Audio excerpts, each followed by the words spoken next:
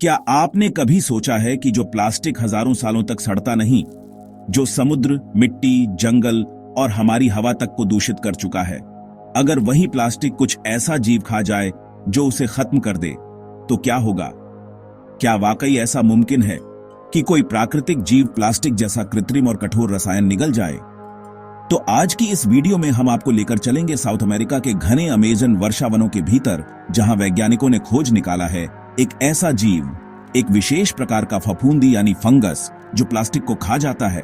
हाँ, आपने बिल्कुल सही सुना, प्लास्टिक को पचाने वाला फफूंद, जिसका नाम है पेस्टलोशियोप्सिस माइक्रोस्पोरा।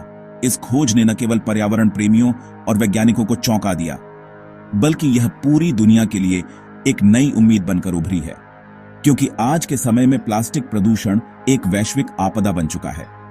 हर साल दुनिया में करीब 40 करोड़ टन से ज्यादा प्लास्टिक का उत्पादन होता है, जिसमें से एक बहुत बड़ा हिस्सा समुद्रों, नदियों, जमीन और हवा में फैल जाता है। यह प्लास्टिक ना तो आसानी से नष्ट होता है और ना ही पारंपरिक तरीके से रिसाइकल किया जा सकता है। और यही कारण है कि वैज्ञानिक दशकों से ऐसी तकनीक खोजने में लगे हैं जो प्लास्टिक को प्राकृतिक रूप से नष्ट कर सके। और इसी खोज में उन्हें मिला यह जादुई फफूंद, जिसका पहला नमूना येल यूनिवर्सिटी के छात्रों की एक रिसर्च टीम ने 2011 में अमेजन जंगलों के पत्तों और लकड़ियों पर खोजा।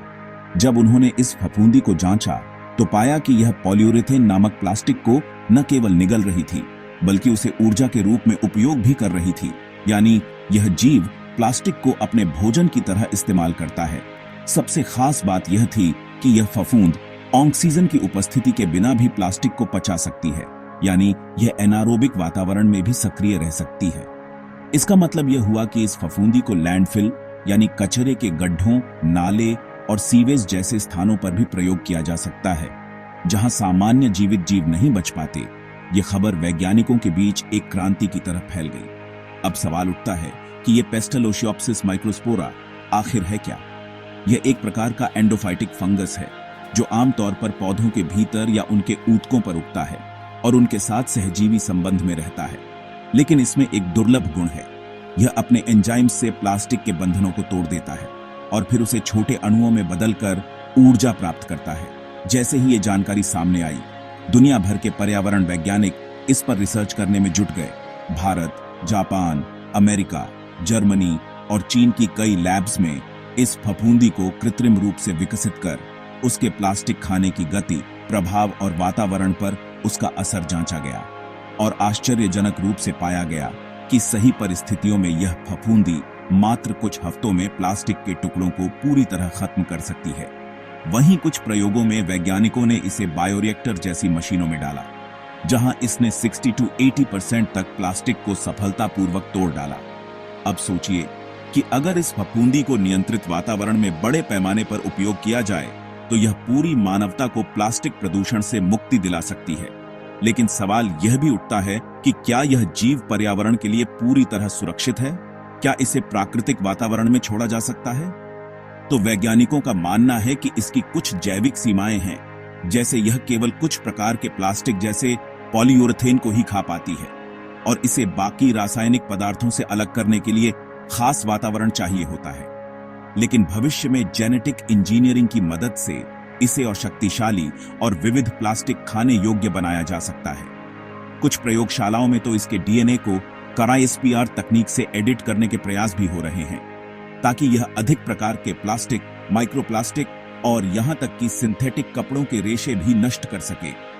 भारत जैसे देश में जहां हर शहर में हजारों टन प्लास्टिक कचरा हर दिन जमा हो रहा है, वहां इस तरह की खोज एक वरदान साबित हो सकती है।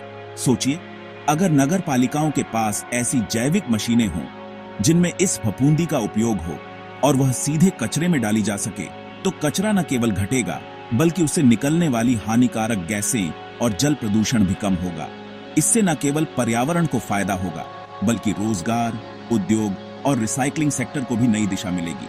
कुछ स्टार्टअप्स पहले ही इस तकनीक पर आधारित मॉडल्स तैयार कर रहे हैं, जैसे बायोब्रिक्स, जिसमें फफूंदी से प्लास्टिक नष्ट करके ग्रीन एनर्जी भी बनाई जा सकती है।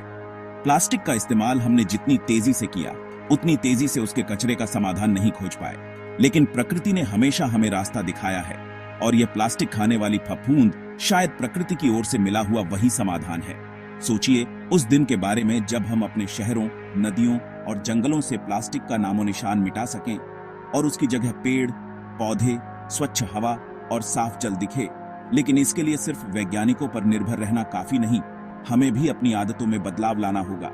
कम प्लास्टिक का उपयोग, सही तरीके से कचरे का निपटारा और जैविक उपायों को अपनाना जरूरी है।